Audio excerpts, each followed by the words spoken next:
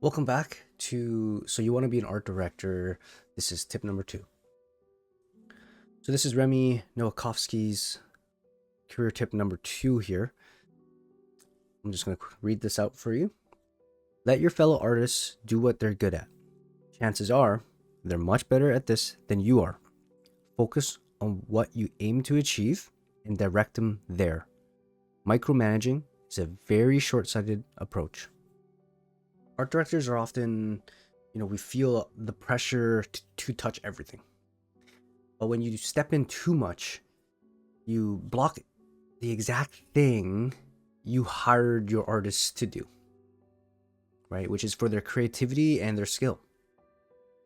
These people are likely better at their craft than you are. That's a strength, not a threat. Your job is to focus on where the project is going, not how every detail gets done. Here's how you can direct without micromanaging. Set clear goals and constraints.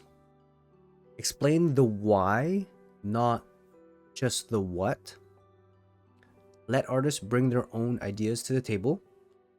Give feedback that guides, not tells them what to do.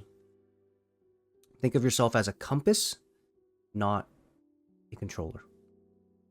That leads to slower work, lower morale, and mediocre results typically. When artists feel trusted, they're more invested and they'll usually surprise you in the best ways. Just give them room to do it. Let your artists do what they're great at. That's how you get the best work without burning out your team and yourself. If you like this video, make sure you like and subscribe and leave a comment in below. Tell me how you like to keep from micromanaging.